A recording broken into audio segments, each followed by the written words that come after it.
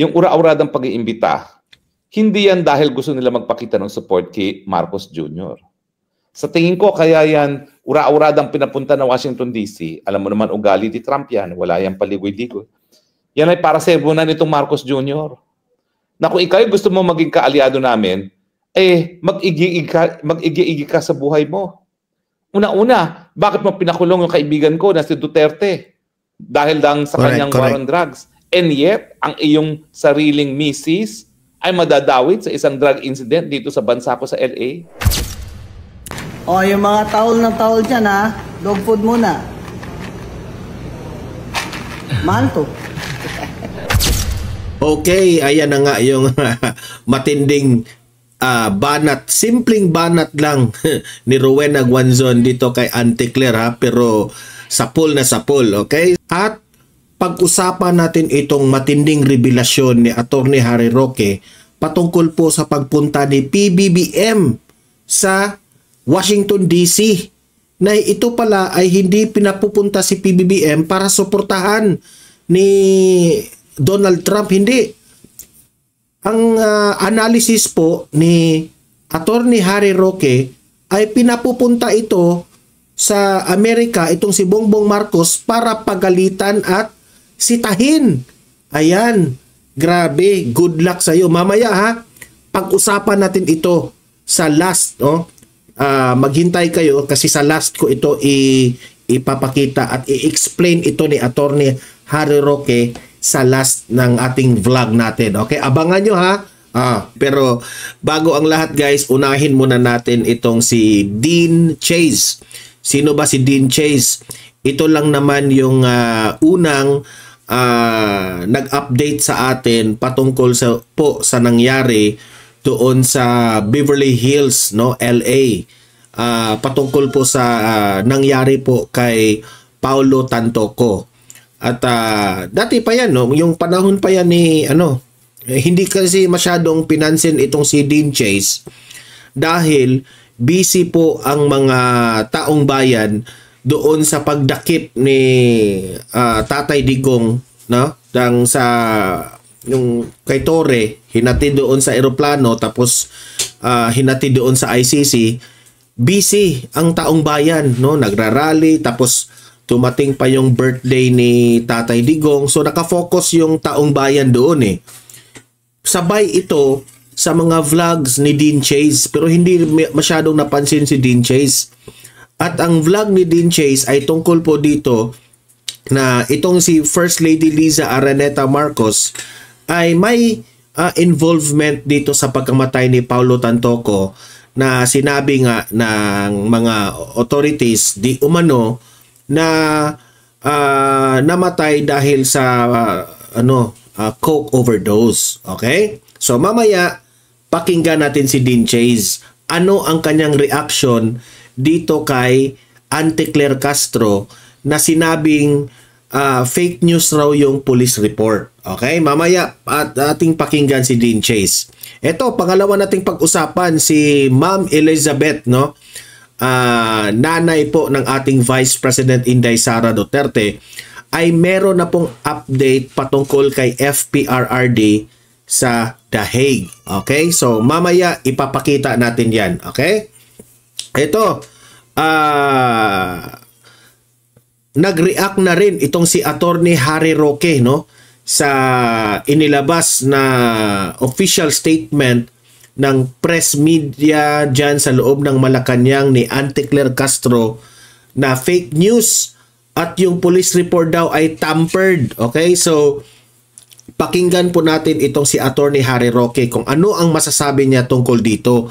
At yes, attorney si spokesperson Harry Roque, I think magsasalita rin ito patungkol po sa legal na mangyayari dito sa ginagawa ni Auntie Claire, no? Kung tama ba na magfa-file o kakasuhan ang mga nagpapakalat ng maling impormasyon patungkol dito, o ano ba, talaga bang dinideny lang nila Auntie Claire at ang Malacanang ang mga pangyayari. Yan, malalaman natin yan kay Attorney Harry Roque. Okay? Pero guys, bago natin ito pag-uusapan, help me po muna na i-like at saka i-share itong video na ito para guys, kakalat ito sa taong bayan. Okay? O, sabay-sabay muna tayong mag-like and share sa Donmar TV. Itong video na ito, like and share. 1, 2, 3, go! Okay, naka-like and share na ba lahat? And also guys, sa mga bago pa lang dito sa aking channel, mag-subscribe na po kayo para lagi kayong updated sa ating mga balita. And at the same time, yung mga cellphone ninyo, ma-notify yan kung meron tayong breaking news, bagong uploads, o kung nagla-live ang ating channel. Ma-notify kayo lahat dyan. Kaya mahalaga po na mag-subscribe tayo sa Donmar TV. 1, 2, 3, go! Ayan, nakasubscribe na ba lahat? Okay. So, heto. Alam nyo, tuwang-tuwa ako dito kay Ma'am Attorney Rowena Guanzon. Kasi binabantayan niya talaga yung mga kaaway ni VP Sara eh. At tayo po'y natutuwa kasi nung panahon ng election 2022 ay isa ito sa mga bumabatikos ni BBM. Okay? Maalala natin si Rowena Guanzon, naniniwala rin siya na gumagamit ng pulburon itong si PBBM. At nakita pa nga natin noon na pumupunta itong si Rowena Guanzon sa mga rally ng Pinklawan. Okay? Galit tayo at that time ni Rowena Guanzon.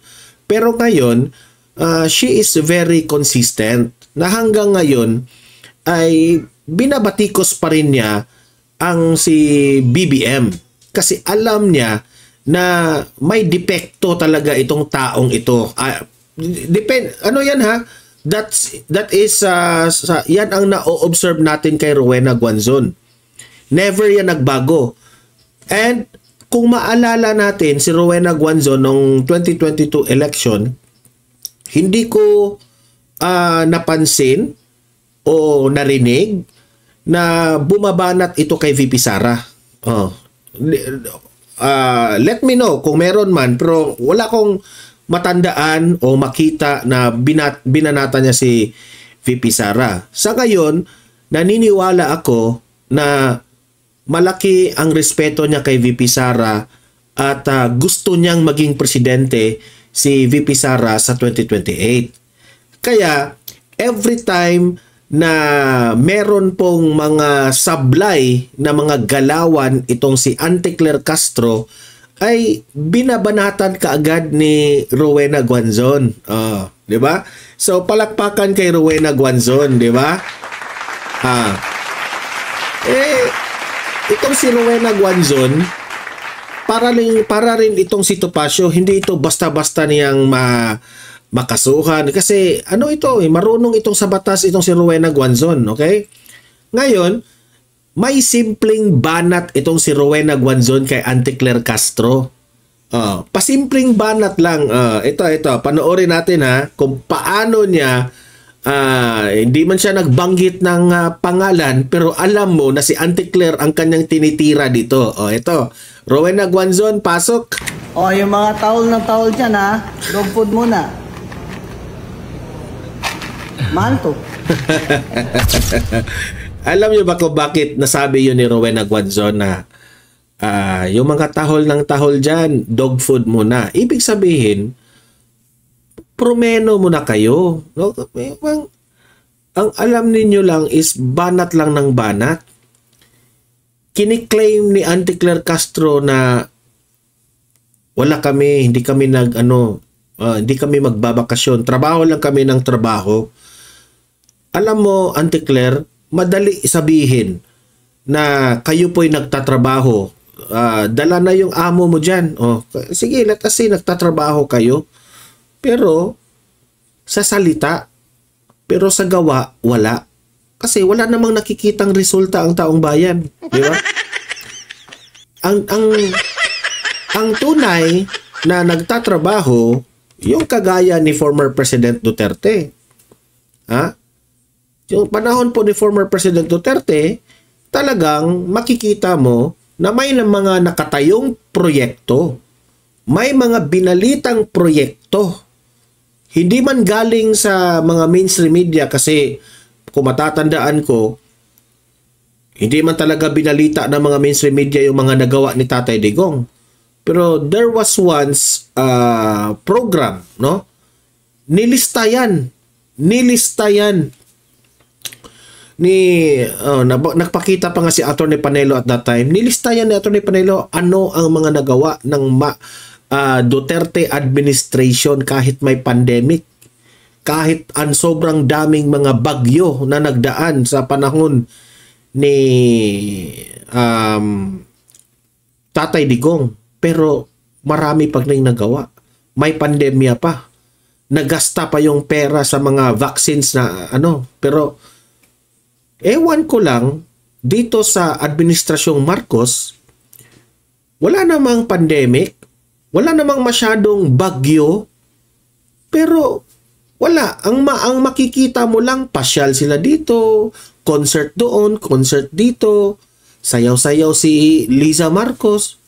Wala talaga. Pag sariling interest lamang po ang kanilang inaatupag.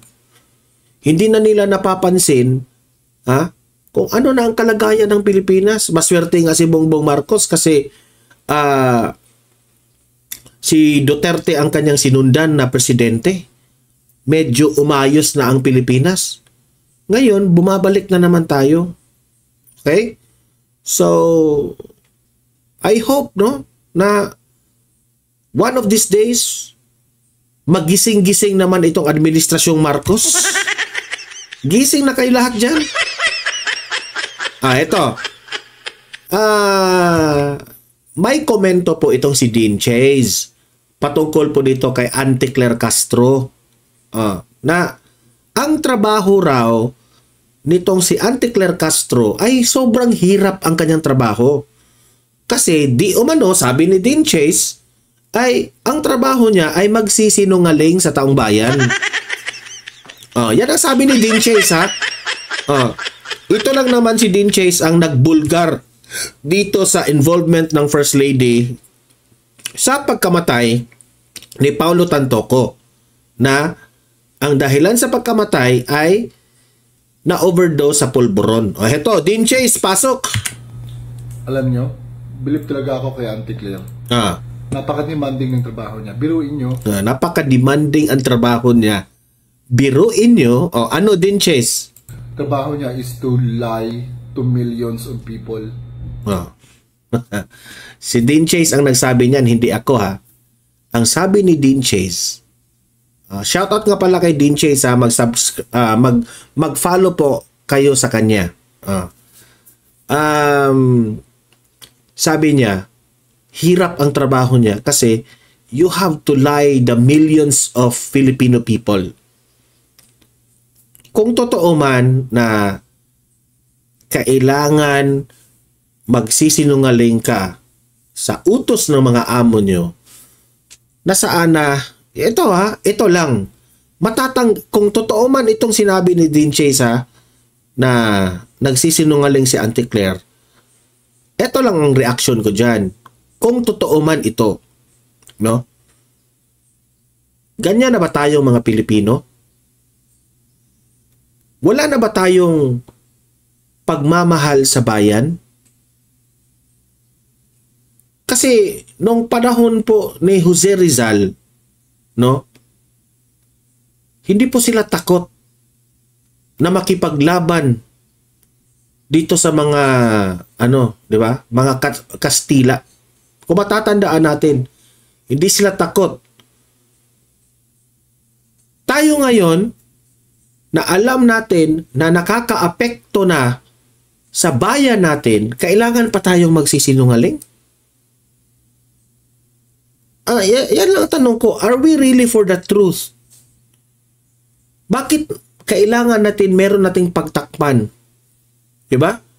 Kasi kung sa ako, kung ako ang nasa kalagayan ni Auntie Claire Castro, kung sa tingin ko ay trabaho ko para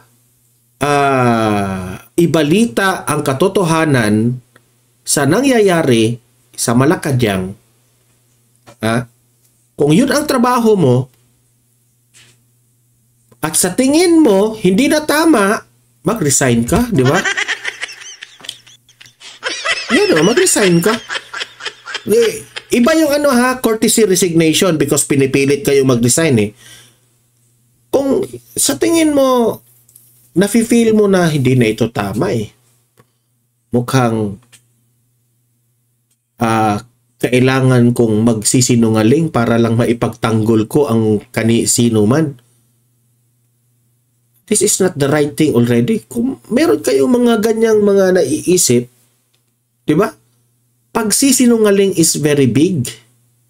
Hindi ko sinabi dito na nagsisinungaling si Auntie Claire. Ako lamang po ay nagbigay ng reaksyon kung posibleng nagsisinungaling siya dito, no? Ay ganun po ang gagawin kung nahihirapan ka na. Mismo si Dean Chase nakapansin na hirap ang trabaho ni Auntie Claire. Mahirap. Di ba? Only Auntie Claire can do the things that she does. Her job is very demanding. And napakagulo ng ng timeline niya. Sabi niya, March 8, CFL nasa pa daw, Los Angeles. March 8 nandun pa sa Los Angeles. Alam naman nating lahat, may coroner's report na and everything, may police report na namatay si Paulo Tantoco March 8. Sunday yan dyan sa Pilipinas. So, na naman to? Ginugulo mo na naman sarili mong timeline. May may depekto sa timeline. Nagkamali nga ako sa vlog ko kahapon eh.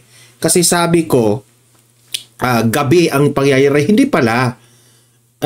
Correct me if I'm wrong, nagurgur pala itong si Paulo Tantoco ng umaga. Okay? Umaga. Pero sa inilabas sa Malacanang with Auntie Claire Castro, may event sa hapon si First Lady Liza Arreta Marcos, di ba?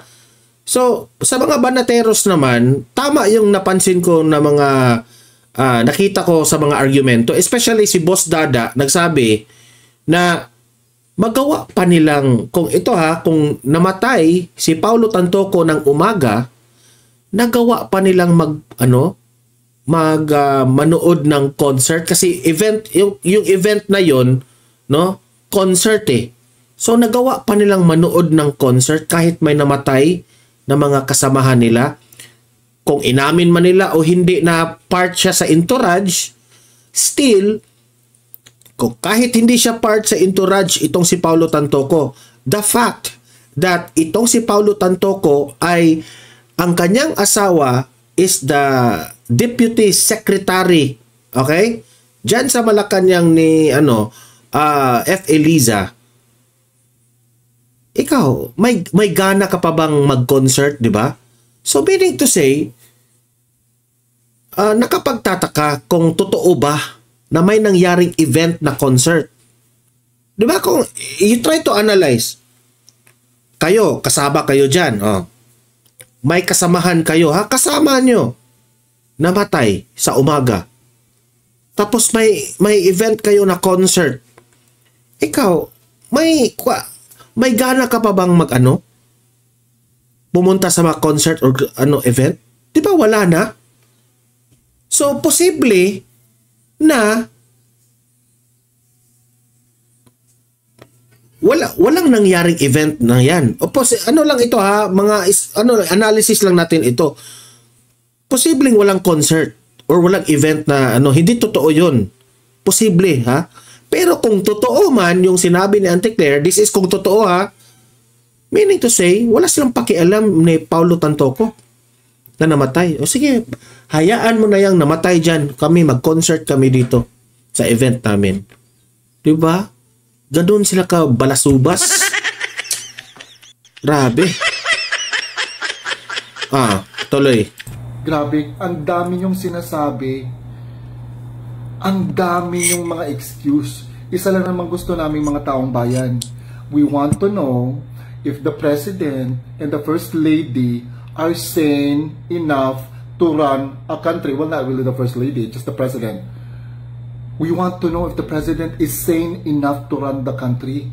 We want him to undergo hair follicle test, and that's really simple request. This will clear everything up. Ang dami niyang kasi ang dami na kasing mga speculation. Ang dami ng istorya. Fake news ba o hindi fake news? Nagsisinungaling ba si Auntie Claire o hindi ba siya nagsisinungaling? Na-tampered ba yung police report? Tama ba yung police report?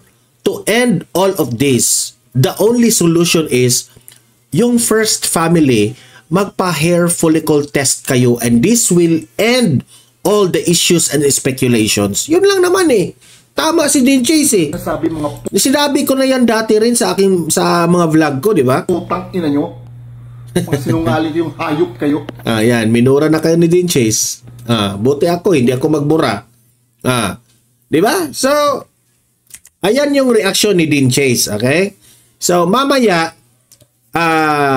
pakinggan rin natin itong kay Attorney Harry Roque. Ano ang reaction ni Attorney Harry Roque dito sa dinideny ni Auntie Claire at sinabing fake news ito?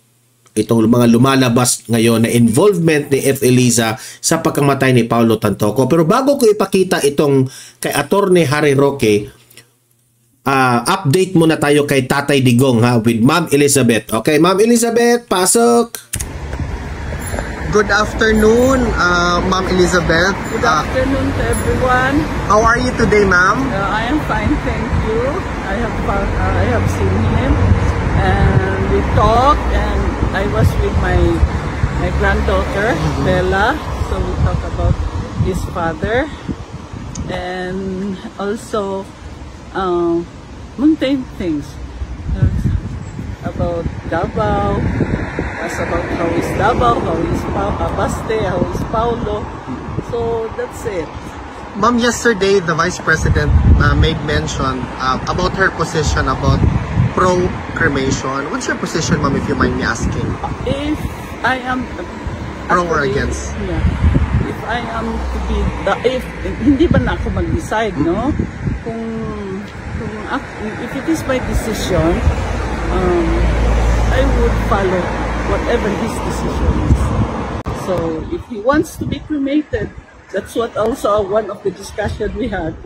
If he wants to be cremated, then so be it. Yeah. But, ma'am, was the former president really happy to see the granddaughter Bella? Yes, and he asked, whose child is that? Sabi ko kay Baste. Baste. And I asked him, what would be your message to the people outside?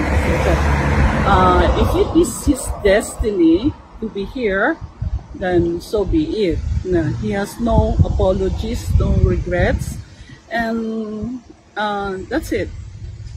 He's accepting it already, and that's why we talk about the cremation. So I said, okay. If that is your decision, I'll follow his decision. But if it is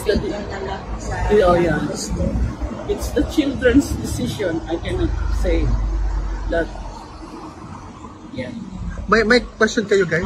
Question ko lang, ma'am, kay Mayor Baste, Mayor. How is he po as a acting mayor in Davao? For Baste, I think he's making good, and he's also very strict, especially with the garbage and everything, you know. And who is the vice mayor po ngayon? Rigo. Si Rigo. Yes, it's Rigo. So acting vice mayor. Yeah. Ma'am, I don't know if na pag-usapan nyo sa loob, I think most likely hindi no kasi the prosecutors kasi, ma'am, I'm not gonna ask it. I'm not gonna ask it. No problem. No politics. Ikaw, ma'am, I'm sorry about that. Ma'am, do you have a message to the Filipino people, ma'am? Yeah, I think with what is happening in the Philippines, and I think you have also read the news. Yeah.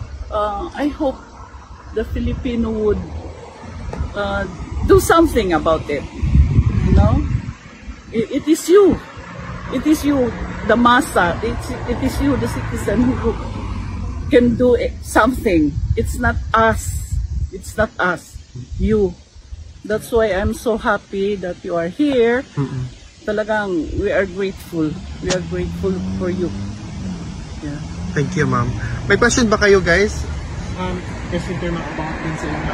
You've been here for like a long time. Yeah. How are you, ma'am, here in the Netherlands? I want to go home. Oh, okay. How about the foods, ma'am? Dutch food, did you ever try it? Okay. I'm okay with the food. I'm okay. Yeah. That's good. Yeah. Thank you, ma'am. Yeah. I think yun lang yung... Meron pa bang question, guys?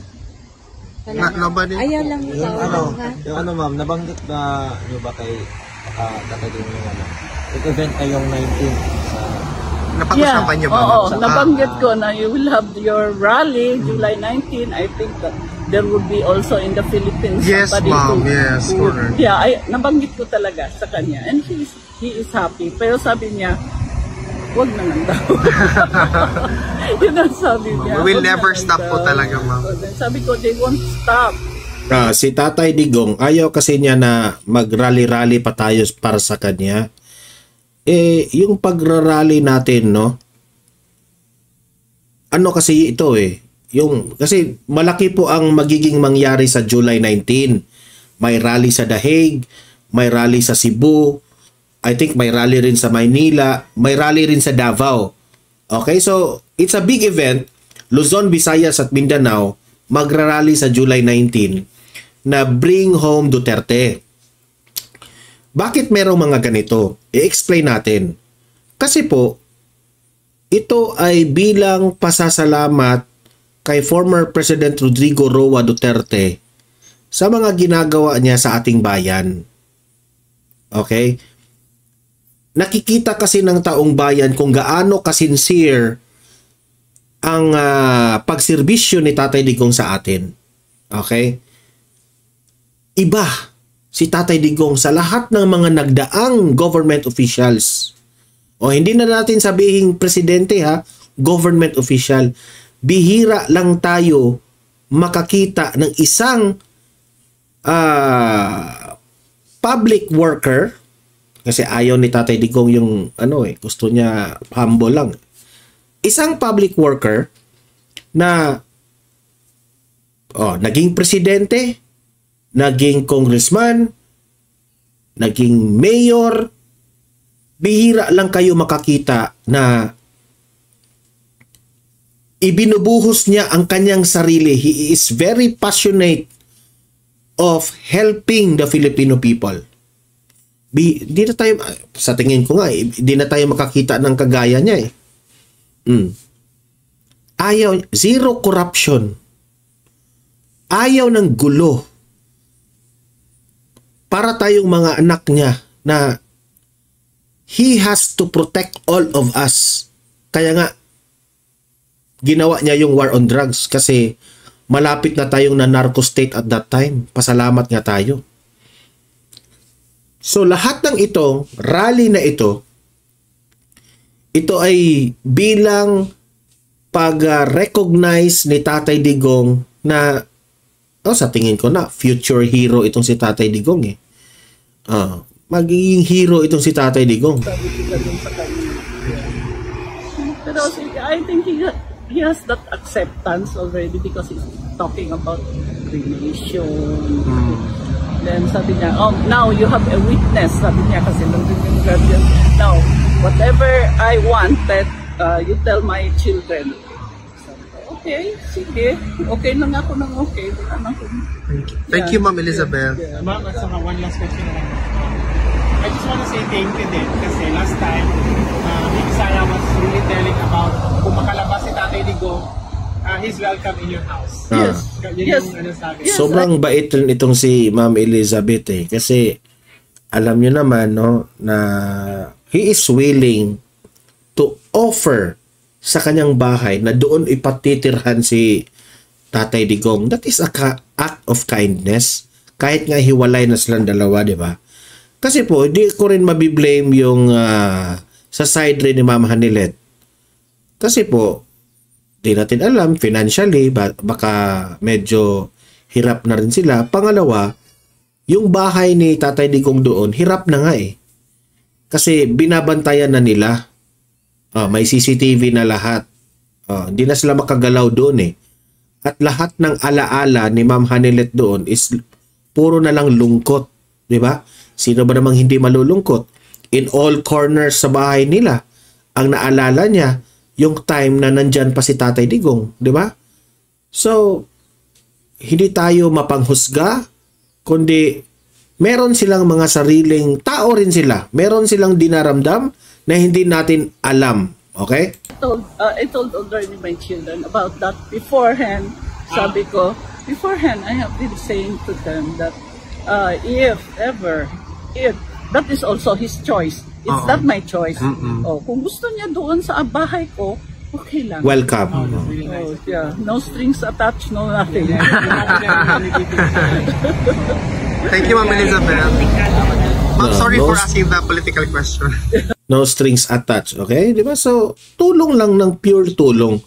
Okay? So, ngayon naman, dito na tayo. Punta na dito tayo kay Attorney Harry Roque. Okay? Ito na yung reaction ni Attorney Harry Roque kay Claire Castro. Attorney, pasok. Magandang araw sa inyong lahat, ha? Well, alam niyo naman po, wala pong bisita ngayong araw si VP Sara, pero inaasahan natin na isa na namang miyembro ng pamilya ang dadalaw. Ang duda ko po, ito ay si Kitty at saka si Ma'am Hanilet, no? Ang dadalaw, pero mukhang si Kitty po, kasi alam ko bakasyon na si Kitty sa kanya eskwelahan, no? At mamaya po, wala po ako dun sa Duterte Street, so hindi natin makakapanayan si Kitty, pero bukas po naroon ako. No? Meron lang po ko importanteng pakay ngayong araw, kaya lalabas muna tayo sandali ng The Hague. No? Pero bago tayo lumabas, at kami po aalis na mga 12:30, at ngayon po ay parang alas 12 na, kinakailangan naman nating pag-usapan ang naging reaksyon ng palasyo doon sa lumabas na ulat na ang kinamatay ni Paulo Tantoco ay isang cocaine overdose, at yung lumabas na police report na isinapubliko ng respetadong komentarista na si Bobby Tiglao, na kasama doon sa kwarto ng kung saan nakita yung patay na Paulo Tantoco, itong si Liza Araneta Marcos. Well, ang sabi po ni Liza Araneta Marcos, ang sabi po ni Ante Claire, ito daw po ay fake news. Well, kung fake news ito, Ante Claire, anong totoo? Ano bang fake news? Hindi naman po pwedeng ma-fake news na namatay ang Paulo Tantoco because of cocaine overdose, no? Yan ang po ay mother of science. So siguro ang dinidispute niya, yung lumabas sa police report na sang-ayon sa investigasyon ng Beverly Hills Police, kasama sa kwarto na namatay itong si Liza Araneta Marcos, no? At may tatlo kasing mga personalidad na pinangalanan na naroon sa kwarto na yon, no? At kasama na dyan si Liza Araneta Marcos, kasama na dyan yung asawa at may isa pang tao na hindi ko maalala kung ano yung pangalan, no? So ngayon, ang tanong natin kay Ante Claire, siguro hindi naman fake news yung pagkamatay sa overdose, hindi rin fake news na kasama sa Amerika itong si Liza Araneta Marcos, itong si Paulo Tantoco, na sila ay kasama sa isang delegasyon lamang, no? At ito nga ay nag-attend sila ng Manila Film Festival, no, diyan sa Los Angeles. At hindi naman ibig sabihin na pala porque kasama ka sa Manila International Film Festival meron ka ng pananagutan. Wala naman po siguro. Kaya lang ang importante is nandun ba siya sa kwarto kung saan namatay na nakakuha ng mga pinaghinalaang cocaine, yung mga kinakaukulan. Fake news ba yung nandoon siya mismo sa kwarto kung saan namatay itong si Tantoco, at fake news ba na may mga ibang testigo na nagsabi na di umano na ang First Lady ay may kinalaman doon sa pagpigil ng pagtawag ng tulong at naging dahilan kung bakit nga na nabawian ng buhay itong si Paulo Tantoco. Dangerous endangerment o di naman kaya parang criminal negligence yung nangyari, no, dahil nga pinigilan yung pagkuha ng tulong. So, Madam Claire, Ante Claire, kung yan ay fake news, anong katotohanan? Kung ang sinasabi mo na police report na isiniwalat ni Bobby Tiglao na respetado ng marami ay fake news, nasa ng totoong police report? Hindi naman po pwedeng sasabihin mong fake news and yet wala kang dinadalang pruweba kung anong katunayan.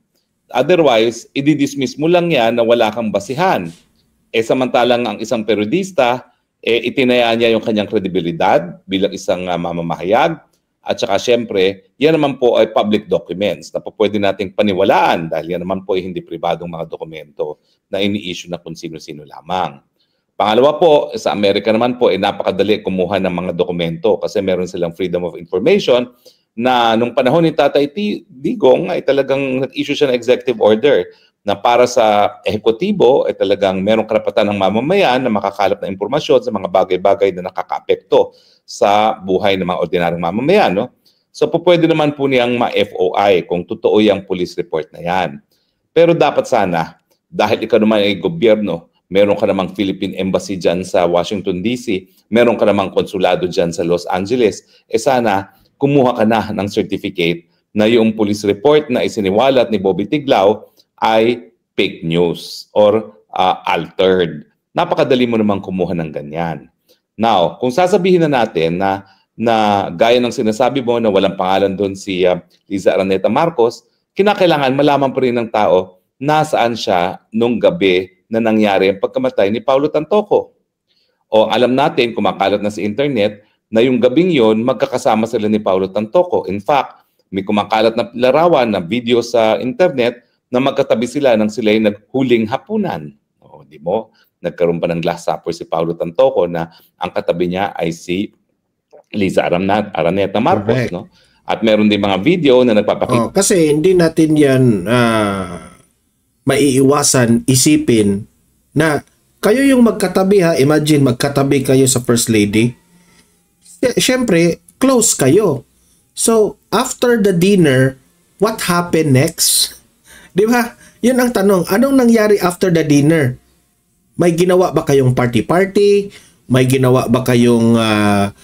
saan kayo pumunta after the party? Yan ang malaking tanong. Okay? So, hindi natin maiiwasang isipin yan ng mga taong bayan. Okay? Nasasayaw-sayaw sila. Actually, nagulat ako. Ang dami kong kakilala dun sa nakasama ni Lam. No? Kasama ng isang kongresista na nung panahon na tumatakbo pa rin na kongreso, kamuntik na akong mabaril dun sa kanyang probinsya. No? So, anong katotohanan? At sa dami naman ng access na impormasyon ng iyong opisina, sana kung ikay nagsasabi na fake news, linabas mo kung ano ang katotohanan. Kung meron naman tayong police report na nagsasabi na wala naman doon sa kwartong yon ang Liza Araneta Marcos, sana linabas mo na yung police report na yan. Now, isa pang karagdagang katanungan kasi hindi naman natin mahihiwalay itong bisita ni Liza Araneta Marcos, ni Marcos Jr. sa Washington DC at yung desisyon na hindi sumama si Liza Araneta Marcos. Sa tingin ko, ito yung one rare moment na isang working visit na hindi sumama ang Liza Araneta Marcos, di ba? Kaya presidente. Bakit? May kinalaman ba itong LA incidente neto at yung police investigation na tungkol dito doon sa hindi pagsama ni Liza Araneta Marcos? Siyempre, kung siya isasama, alam mo, kung ito naman ay official visit at kasama niya si Bobo Marcos, hindi gaya nung LA incident na hindi kasama si presidente, itong pagpunta sa Amerika is official at saka yung immunity ni Marcos, sakop din ang pagkatao ni First Lady. Pero hindi na siya sumama. Bakit kaya? At syempre, maraming nag-iisip na siguro may kinalaman nga ito dito sa Tantoco incident. Kasi kapag may iiwasan, syempre, iiwasan mo na yung lugar na yan, no? Para wala nang pag-usapan. Kasi kakaiba na hindi siya sumama. Alam naman natin, lahat ng working visits, lahat ng state visits, sumasama si First Lady. Actually, na kalimutan kong isali itong balita na ito, ipapakita ko sa inyo nakalimutan kong isali ito Binalita ito ng GMA. Ito, yan. Tama na, edit natin. Ayan, GMA News. Ayan. Yan. GMA News, First Lady Liza Araneta Marcos will not join President Ferdinand Bongbong Marcos Jr. sa visit niya sa Washington, D.C. this month to meet U.S. President Donald Trump. Pupunta si Bongbong Marcos sa Amerika, sa Washington, D.C., sa White House, siguro. Pero, hindi siya sasali, si F. Eliza. So, nagtataka na naman ang taong bayan dito. Bakit hindi siya pupunta, itong si F. Eliza? Nagtatanong ngayon ang taong bayan, bakit takot ka ba doon sa Amerika? Dahil may pending ka doon, baka isali ka doon sa anong tawag doon sa nangyaring insidente kay Paulo Tantoco? O may existing ka bang kaso doon? Di natin alam. Ganun po ang mga speculation ngayon ng taong bayan. Naglalaro na naman ng mga utak ng tao. Okay? GMA News po ang nagbalita nito. First Lady will not join Bongbong Marcos papuntang Washington, D.C. Ang tanong, bakit kaya? Bakit kaya? Okay, so yun po. Patuloy natin si Harry Roque. Attorney, patuloy. Ang feeling ko nga kasi siya yung coach ni Marcos Jr. kung anong gagawin niya kapag kasama na niya yung mga iba't ibang leader ng daigdig. O ba't hindi siya ngayon kasama? Well, ang isa pang nakapagtataka is ang timing ng lahat. Ako'y naguguluhan. Lumabas yung coroner's report. Makinig ha, makinig. Lumabas yung balita na pinapupunta ng Amerika ni Trump, si BBM. Alam niyo itong invitation na ito, nagulat ako ha. Kasi inaayos yung mga working visit na yan, matagal yung ayusan. At normally, kapag nag-imbita ang Amerika, ay paparating sa DFA at paplansyahin ng DFA at ng State Department yung detalye, pero ito ura-urada. Para bagang sinamon itong si PBBM ni Trump. At dahil ito namang si PBBM atat na magkaroon ng picture kasama si Trump para sabihin suportado siya ni Trump, talagang tinanggap kaagad. No? Pero sa katunayan, sa diplomasya, talagang pinaghahandaan po yung mga bisita na yan. So hindi ko alam ngayon kung yung pagtawag, talaga namang pagsamon. Ang nangyari dyan, samon. Parang pinapunta siya, samon, at ura-urada kang pupunta. Kasi tignan nyo ha, mag-State of the Nation address, aalis ang presidente ng 20 ng Hulyo. Babalik ng 22. Di ba 24 na ang SONA? Nagpa-practice pa yan eh. Kung nagpa-practice na nga siya, pumapalpak pa siya, ngayon pa kaya na hindi siya magpa-practice at santu-santu pa siya dahil nga siya ililipad. No? Magso-SONA na. So, alam natin na hindi talaga pinaghandaan itong pagpapatawag sa kanya sa... ang tanong dyan, Spokes, ano kaya mangyari doon? Amerika. It was more of summon. So ngayon, pag pinagtagni-tagni natin yan, at saka yung deklarasyon ni Rubio na talagang hindi tayo iiwanan, ano ang nakikita nating larawan? Unang-una, dawit ang First Lady sa isang pagkamatay. Pangalawa, ang Amerika kinakailangan ng Pilipinas para maging unsinkable warship ng Amerika sa laban nito sa China, bagamat sa tingin ko, ito ay hindi magiging pangunahing agenda ng Trump administrasyon kasi siya ay America first. Mas unahin muna niya yung tariff war kaysa yung actual na gera. No? Pangatlo, nangangailangan ng suporta sa PBBM dahil napakababa ng kanyang acceptance and approval and trust sa rating sa Pilipinas at gagawin niyang lahat para makakuha itong PR moment na kasama si Trump na nagbibigay ng suporta sa kanya. At number 4, siyempre, inarian yung kagustuhan ng administrasyon na... Ako excited talaga ako dyan kung ano yung pag-uusapan ni PBBM at ni Trump. At sana naman itong kampo ng administrasyon, sabihin nyo ang totoo kung ano ang pinag-usapan ninyo. Di ba? Hindi natin alam. Baka sasabihin ni Trump doon, my friend, Rodrigo Duterte, please release him. Make a way na makabalik siya sa Pilipinas. Di natin alam. Ganon ang sasabihin. So you have to tell, kayo mga taga-administrasyon din, you tell the truth sa Filipino people kung ano yung pinag-usapan doon. Dawit talaga si Liza Araneta Marcos dyan sa LA, mawala yung insidente na yan. So pag pinagtugma-tugma mo yan, hindi mo maikakaila na parang related ang lahat. At anong basa ko dito? Unang-una, yung ura-uradang pag-iimbita, hindi yan dahil gusto nila magpakita ng support kay Marcos Jr. Sa tingin ko, kaya yan ura-uradang pinapunta ng Washington DC. Alam mo naman, ugali ni Trump yan. Wala yan paligoy-ligoy. Yan ay para sermonan nitong Marcos Jr. Na kung ikaw gusto mo maging kaalyado namin, mag-igi-igi ka sa buhay mo. Una-una, bakit mo pinakulong yung kaibigan ko na si Duterte?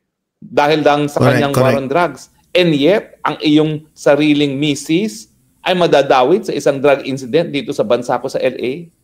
Hindi ba na parang tugma connected na may na posibilidad na kaya pinatawag ni Trump si Marcos at sinamon yan eh.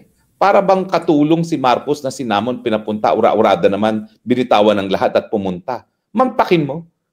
Yung paghahanda sa SONA, isinintabi para pumunta dahil pinapunta siya. So para talaga siyang alipin. Correct. Ba't siya pinatawag? Hindi naman siguro para purihin, kundi para sitahin. Uy, Marcos Jr., napakahirap mong kampihan. Dahil pati ang misis mo nadadawit sa droga. At dahil dawit sa droga ang misis mo, siguro alam na rin ng mga Amerikano kung hindi yung realidad, yung chismis, na baka pati itong si Marcos Jr. dawit sa droga. Parang walang pagkakaiba yan dun sa chismis na itong si Zelensky ng Ukraine gumagamit din ng droga. Diba? Narinig nyo yung chismis na dalawang head of state ang gumagamit ng droga. Chismis. Pero as far as Trump is concerned, tignan nyo kung paanong tratuhin ni Trump si Zelensky na isang kaalyado talaga ng Amerika. Halos wala siyang respeto kay Zelensky. Binabastos. Bakit? Kasi nga ang tingin ni Trump, siya ay druggy. So, dapat bang pangbayabang ngayon itong Marcos Jr., itong pagsasamon sa kanya, pagtatawag sa kanya at pag-aalis niyang ura-urada papunta ng Amerika? Hindi. Dahil ang tingin ko, sosoplahin siya. Dahil mukhang alam na ni Tatay Trump na siya ay gumagamit ng pinagbabawal ng gamot at ngayon, binigyan pa niya ng headache, ng sakit sa ulo ang mga Amerikano dahil dito sa pagkadawit ni Liza Araneta sa pagkamatay ni Tantoco. Now, anong implikasyon nito sa national security? Well, syempre, ang gusto ng Amerika talagang tuluyan magsunod-sunuran si Marcos Jr. So, ang duda ko, sosoplahin niya yan, gaya ng sinopla niya si Zelensky, para makuha ang lahat ng gusto niya sa Pilipinas. Alright. Anong gusto niya? Pumayag ka na mas maraming EDCA site. Pumayag ka na lahat ng base militar pwede na namin gamitin. O, di ba? At dahil tayo naman ay meron tayong nickel, no? Pumayag ka na, kukunin din namin yung mga rare earth minerals mo. Huwag mo nang ipadala sa China. Hindi po malayong mangyari yan. Kasi nga, desperado naman ang Marcos Jr. na makuha ang suporta ng mga Amerikano. Correct. Di ba? So kinakailangan talaga maging critical tayo sa pag-iisip at tinatagni-tagni natin ang mga pangyayari. So anong sinasabi ko? Ang sinasabi ko, unang-una, yung pag-release ng report na yan, na nadadawit si Liza Araneta Marcos, may kinalaman po yan sa pagtawag ni Trump kay Marcos na ura-urada. Nang mensahe ay, magtinu ka dahil nahihirapan akong suportahan ka. Napakahirap mong suportahin dahil nga lumalabas na kayong dalawang mag-asawa ay adik. Na.